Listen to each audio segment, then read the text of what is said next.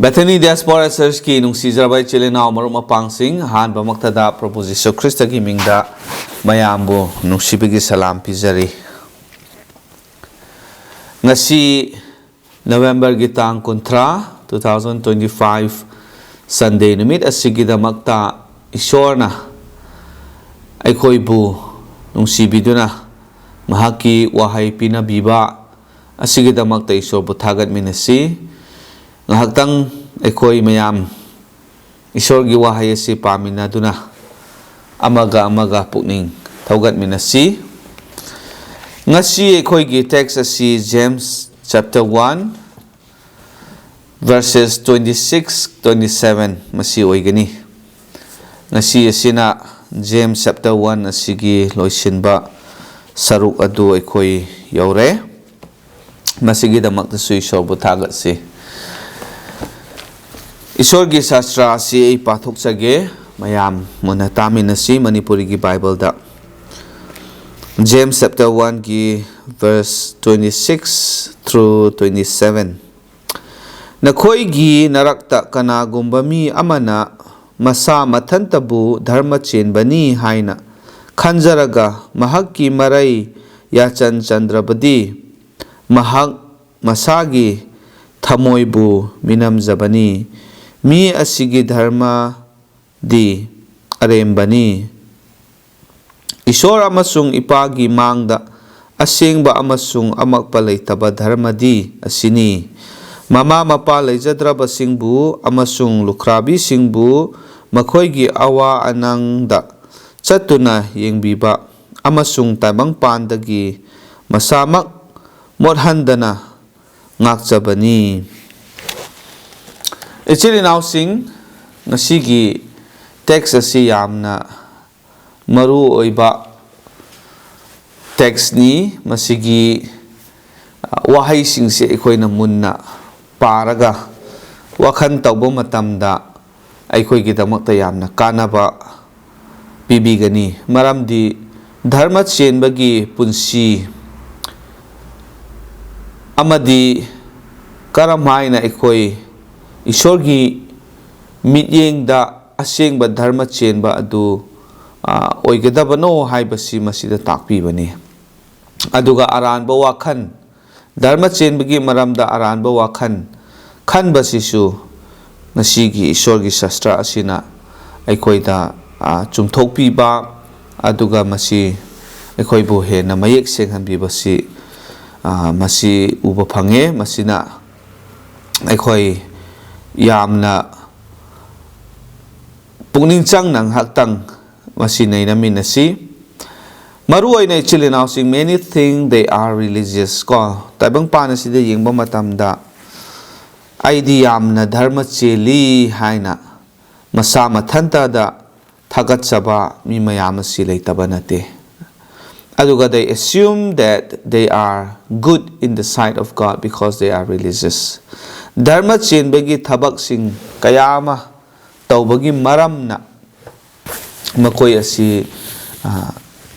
kari hai gani isorgi miyeng dayam na aphaba mi do oire hai na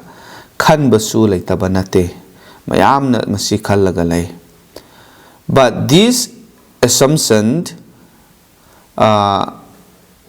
is this correct masi taseng na chumra masigi wakhalon se chumbra haibani ko aduna aikoina yengsi karigumba nang aina lanna wakhan tawraba lanna aikoina khallaba matamda aikoi gidamakta hena laibak thiningai natraga khudong thiningai oi danger ko the danger of wrong assumption example amada migi mityeng da yamna dharma chenba saba dharma chenbagi punsida yamna hingba saba machinna aidi dharma cheli aidi asmaina tawi adu tawi haina mathanda phongdok charaga dharma chenba amas gi maongda leiba mi mayam asi aikoina uba phange masi yamna danger oye haibani isor gi shastra na takpi base ko but unable to bridle the tongue. Dharma chele ni haidaga phongdok charaga ngasai gi ekoina pathokhiba adu mahaki masagi kari haigani marai ko mahaki marai yachan chandrabadi haibani masana mahaki marai adu yachan chanba ngamdaba control tawba ngamdaba adu oibat aragadi kari kanari haibani aina dharma chele di haina mayam da phongdokpa dharma chen aidi dharma chen ba mini haina khanjaba adubu aigi lei ase aigi isagi irai ase natraga mi aduna mahaki masagi marai adu control tawba ngamdaba gossiping mingonda haithiba natraga migi maramda oidaba padaba mayam ama pangangda ngangba adu singdudagi mana marai masana mathanta marai asibu kari haigani yachan chanba ngamdaba adu oiragadi mana aisi dharma chenbani haina phongdoklibado chumlibara haibani from speaking falsehood aranba mayam ama sandokpa aranba mayam ama ngangba aduga speaking maliciously ko isiri nausing asigumba mayam asi ekoina lairaga tauraga ai dharma chenbani haina phongdok sabasidi masidi chumdabani chumdaba khakta nate masi yamna dangerous oiba isorgi maphamda yamna kiningai oiba khudong thiningai ama oi haibani aduna ichiri nausing ekoina ngangba matamda yamna chiksinna ngangba darkar oye ekoigi lei asi mi kharan di haye saru pande haina pangang da ngang ba haibado adu oiba tarabadi aina dharma chele haina ngasi phongdokpa hayengna aigi sijinariba chakmanaba lei asina amuka mibu haithiba migi maramna ngangba mingonda chaiba phattaba chumdaba aranba mayam ama ngangraga leiraba tarabadi madu yamna laibak thiningai oi haibani aduna mahak tasengna religious person oiba taragadi mana ngangba sakliba tauriba thabak sing adu yamna mana ngangiba hairiba dharma chenbani haina phongdok chariba aduga chatminnaba chunaba chanaba darkar oi haibani ichili nausi karigumba masigumba mising asina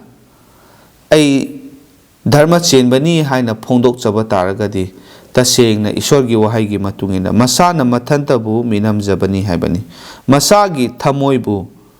mahagna minamjabani haye he has deceived his own heart his religion is useless ko mahaki dharma chenba adu karisu kanadaba oi haibani it has nothing or it has no standing before God isorgi mamangda madu karisu kanaba oiramde haibani aduga loinana aikoina masigi machin nadi dharma chenba saraga dharma chenbagi wa nganglaga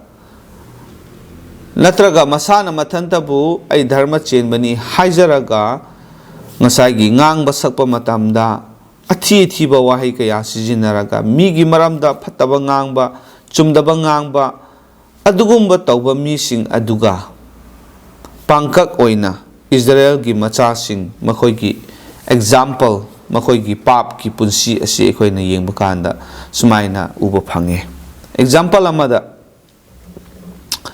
Bible da ekoina parabadi masigi example se yamna clear oina uba phange Isaiah gi chapter 1 asida ko Isaiah gi chapter 1 verses 10 to 23 gi manung asida ekoina paba kanda masi yamna sange ekoina isa gi Bible da gi ekoina yengamse masi padrabasu samlapna ekoina yengba kanda ancient Israel was religious ko matam adugi Israel gi machasing Israel gi mising asi yamna dharma chenba haibadi makoi ishorbu khurumba aduga offering piba athen pot katpa mayam asi makoi tawe. These are all acts of righteousness ko. Dharma chenba amana tawgadaba thabak sing mayam asi makoi na pangthok laga leirami. But the worshippers were sinful and wicked. Makoi na ishor gi mafam da lakpa matamda offerings mayam ama aduga even worship makoi na tawraga leirame. Offerings su mayam ama ishor gi mafam da puraga lae. Adumapu makoi gi manung dadi pap na thanba maramna natraga aranba fattaba ishona yadaba mayam ama tawbagi maramna ishona makoi gi worship makoi gi khurumjaba du ishona laubide tabide aduga mahakna madu ishona yabide masini aikoina ubasi aduna aikoi isana isabu thagacharaga ai dharma chenmani hairabasu aigi manungda leiriba asi karigumba pap natraga fattaba adugumba punsida leiba fattaba chumdaba mayam ama khanba aduga nganglakba matamdasu ngasai haikhiba adugumna mayam ama fattaba si ngangthoraga leiba adu oiragadi aikoi tasengna dharma chenbadu oide aikoi minambani haibani isana isabu minam zabani aduga aikoina ngangliba sakliba aikoi dharma chenli haina phongdok charibado ishor gi mafamda kari amata oide ishorna reject tawgani aduga even aikoina puraiba athen pot amadi aikoina ishor gi mafamda changjaraga habdi laaga pathana tawba worship tawba mayam adusu kari su kanaba laite haibani aduna aikoina masida ngasi gi text asida yengba kanda verse 27 da ishor amasung ipa gi mamangda Asengba Amasung Amakpa Leitaba Dharmadi asini mama mapa leijadraba singbu amasung lukrabi singbu makoi gi awa anangda chattuna yengbiba amasung taibang pan dagi masamak mothandana ngakchabani hai masini asengba dharma chenba haibasi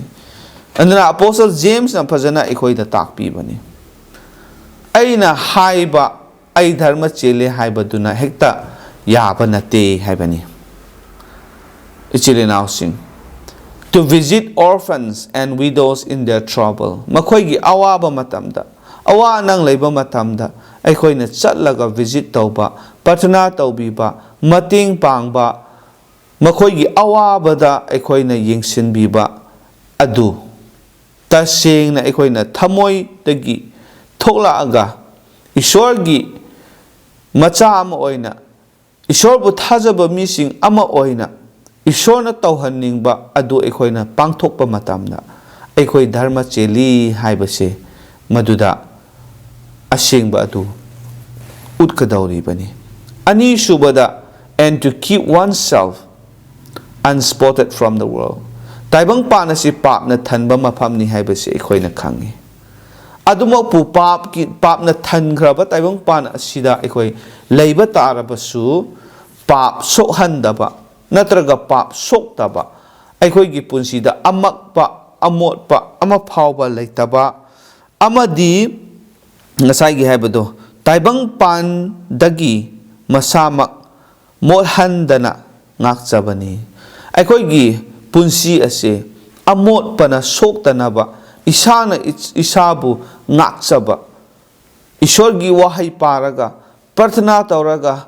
karamaina tawraga aisi ishor gi aningba punsi da hingani karamaina tawraga ai afaba punsi asida ai chatpa ngamgani karamaina tawraga aisi tasengna dharma chenba oiba ngamgani haina hotnaduna thiraga asmaina leiba mising adu dharma chenba asengba dharma chenba kaubani aduna actually now sing aikoi ngahaktang wakhan tausi ngasi aikoina khalami mi kayamana smaina khallaga laibani ai church chatle Sunday khuding gi church chatle ai pathana su tawe aduga ai Bible study pawu yawi Sunday school yawi ai adu tawi religious gathering ai koi gi dharma gi maramda punba khotpa kai kai tawba matamda khuding makta ai saruk yai aduna ai se tasengna dharma chen mani haina khanba mi su lai aduga mi kharana amuka awa nang leiba mi singsu ai adum pangi aina pangi ai tawi khotli haina adumakpu luri badi karino hairaga masi mayam asi tawrabasu church ta toina chatlabasu ishor gi wahai tarabasu ishor gi ishor bu khurumlabasu ishor ngonda prathana tawba tarabasu aigi thamoida papna thalaba aduga aigi chinbanda tholakpa wahai sing aduna mi bu chaiba mi bu curse tawba mi bu sap piba natraga aran ba ngangba mi gi maramda oida padaba mayam ama singang laga koi aigi punsi se lenba matamda ngasai gi aina claim tawriba hairiba phongdok liba mayam ado kari su kanade maramdi aina ngang liba duga aina hairiba aduga aina hingliba punsi aduga manade aduna ishona pambadi tasengna dharma chenba mi sing adudi makoina awana takhraba mama mapa leijadraba sing amadi lukhrabi sing makoigi awaba matamda tasengna thamoi sengna makoina tawningna pangningna ngasagi mi singna yenglakpada asmadi dharma cheli madi afaba thabak tawe haina hairak padung yengbagi tawba nataba thamoidagi asengba nungsibadugi maramna tawba adu oiraga aduga loinana aigi punsida pap amadi chumdaba phataba prithibigi oiba mayam asidagi ai isana isabu ngakthokchaba ngamba matam aduda tasengna aisi dharma chenmadu oigadawribani aduna akhoi isilinaw sing akhoi gi punsi se check tawse akhoi tasengna karam haina dharma chenba asengbadu oiba yagadabano karam haina kari tawraga akhoi se asengba dharma chenbadu oigadawribano haibasi akhoi wakhan khansi aduna tasengna akhoi se dharma chenba ishorgi mamangdasu achumba dharma chenbadu oige haiba tarabadi ahan bada madu oiba ngamnana bagidamakta akhoi gi thajabase check tawba darkar oye aina aigi thajaba ase mayek sengna isana khangi kanana su khangdaragasu aduga ishona khangi aduna ishorgi ga aigi marakta masigi aigi thajabase kadai phawba lai kadai phawba chetli kadai phawba aigi thajabase sengi haibasi hana akhoi yengpham thifam toy tasengna aigi thajabase asengba oiraba aduga aigi thajabase achauba thajaba yamna mapung phaba thajaba oiba tarabadi ngasai hairiba dharma chenba punsida hingba haibase masi yamna laina oithokani aduga loinana to practice and cultivate a pure and true religion akhoi gi thajabase hana mayek singhan khraba matungda mase confirm tawkhraba matungda tasengna gi thajabase leire habse singlaba matungda ishorna asengba dharma chenba karino haina takpiba asigumna akhoi asi leiba ngamnanaba hingba ngamnanaba dharma chenba asengba dharma chenba mi adu oiba ngamnanaba akhoi yamna hotnaba darkar oye masi akhoi practice tawba darkar oye haibadi awana takhraba mama mapa leijadraba lukhrabi sing mateng pangba makhoigi awabada khangbiba aduga loinana taibang pan bagi amotpa mayam asidagi akhoi isa sengna thamba aikoina amotpa mayam sida tadanaba isana isabu ngakchaba haibase masi mathangda aikoina khangani adu aikoida mapung phabasu oigani ichilenaw sing ishorna aikoi khudingmaki maphamda borpina bibo oisinu mahaki wahai asina aikoibu takpiba ase aikoi thabakta ꯄꯥꯡꯊꯣꯛꯄ ꯉꯝꯅꯅꯕ ꯀꯟꯅ ꯍꯣꯠꯅꯁꯤ ꯏꯁꯣꯔꯗ ꯍꯥꯏꯖꯁꯤ ꯊꯥꯒꯠꯆꯔꯤ ꯏꯄꯥ ꯏꯁꯣꯔ ꯅꯍꯥꯛꯀꯤ ꯋꯥꯍꯩꯅ ꯑꯩꯈꯣꯏꯕꯨ ꯄꯨꯛꯅꯤꯡ ꯊꯧꯒꯠꯄꯤꯔꯦ ꯑꯃꯨꯛ ꯍꯟꯅ ꯉꯁꯤ ꯅꯨꯃꯤꯠ ꯑꯁꯤꯗ ꯏꯄꯥ ꯏꯁꯣꯔ ꯑꯩꯈꯣꯏꯅ ꯂꯥꯟꯅ ꯈꯜꯂꯝꯕ ꯑꯗꯨꯒ ꯁꯣꯏꯈꯤꯕ ꯀꯌꯥ ꯂꯩꯔꯕꯁꯨ ꯅꯍꯥꯛꯅ ꯉꯥꯛꯄꯤꯌꯨ ꯀꯣꯛꯄꯤꯌꯨ ꯙꯔꯃ ꯆꯦꯟꯕ ꯑꯁꯦꯡꯕ ꯙꯔꯃ ꯆꯦꯟꯕ ꯍꯥꯏꯕꯒꯤ ꯄꯨꯟꯁꯤ ꯑꯁꯦ ꯇꯁꯦꯡꯅ ꯑꯩꯈꯣꯏ ꯍꯤꯡꯕ ꯉꯝꯅꯅꯕ ꯑꯣꯏꯕ ꯉꯝꯅꯅꯕ ꯑꯩꯈꯣꯏꯒꯤ ꯊꯥꯖꯕ ꯑꯁꯤ ꯑꯁꯦꯡꯕ ꯑꯆꯨꯝꯕ ꯊꯥꯖꯕ ꯑꯣꯏꯍꯟꯕꯤꯌꯨ ꯑꯗꯨꯒ ꯑꯆꯦꯠꯄ ꯑꯀꯟꯕ ꯊꯥꯖꯕꯗꯨꯁꯨ ꯑꯣꯏꯍꯟꯕꯤꯌꯨ ꯂꯣꯏꯅꯅ ꯏꯄꯥ ꯏꯁꯣꯔ ꯃꯇꯨꯡ ꯇꯥꯔꯛꯄꯗ ꯙꯔꯃ ꯆꯦꯟꯕꯒꯤ ꯄꯨꯟꯁꯤ ꯑꯩꯈꯣꯏ ꯃꯄꯨꯡ ꯐꯥꯅ ꯍꯤꯡꯕ ꯉꯝꯅꯅꯕ ꯑꯗꯨꯒꯤ ꯄꯥꯡꯒꯜꯗꯁꯨ ꯅꯍꯥꯛꯅ ꯍꯥꯞꯄꯤꯌꯨ ꯂꯣꯏꯅꯅ ꯏꯄꯥ ꯏꯁꯣꯔ ꯑꯩꯈꯣꯏꯒꯤ ꯆꯤꯟꯕꯥꯟꯗ ꯉꯥꯡꯂꯤꯕ ꯐꯣꯡꯗꯣꯛꯂꯤꯕ ꯃꯌꯥꯝ ꯑꯁꯤꯒ ꯑꯩꯈꯣꯏꯒꯤ ꯄꯨꯟꯁꯤ ꯑꯁꯤꯒ ꯆꯠꯃꯤꯟꯅꯕ ꯑꯗꯨꯒ ꯌꯥꯝꯅ ꯆꯥꯅꯕ ꯆꯨꯅꯕ ꯑꯣꯏꯕ ꯌꯥꯅꯅꯕꯒꯤꯗꯃꯛꯇꯁꯨ ꯅꯍꯥꯛꯅ ꯍꯦꯟꯅ ꯑꯩꯈꯣꯏꯕꯨ ꯇꯥꯛꯄꯤꯌꯨ ꯑꯗꯨꯒ ꯅꯍꯥꯛꯅ ꯎꯍꯟꯕꯤꯌꯨ ꯈꯪꯍꯟꯕꯤꯌꯨ ꯑꯩꯈꯣꯏꯒꯤ ꯄꯨꯟꯁꯤ ꯑꯁꯤꯅ ꯅꯍꯥꯛꯀꯤ ꯅꯇꯤꯛ ꯅꯒꯨꯜ ꯐꯣꯡꯗꯣꯛꯄ ꯑꯣꯏꯍꯟꯕꯤꯌꯨ ꯍꯥꯏꯗꯨꯅ ꯊꯥꯒꯠꯆꯕꯒ ꯂꯣꯏꯅꯅ ꯈꯨꯗꯤꯡꯃꯛ ꯑꯁꯤꯒꯤꯗꯃꯛꯇ ꯄꯥꯞꯇꯒꯤ ꯍꯟꯗꯣꯛꯄꯤꯕ ꯑꯃꯠꯇ ꯉꯥꯏꯔꯕ ꯀꯟꯕꯤꯕ ꯃꯄꯨ ꯄ꯭ꯔꯚꯨ ꯖꯤꯁꯨ ꯈ꯭ꯔꯤꯁꯇꯒꯤ ꯃꯤꯡꯗ ꯅꯤꯖꯕꯅꯤ ꯑꯥꯃꯦꯟ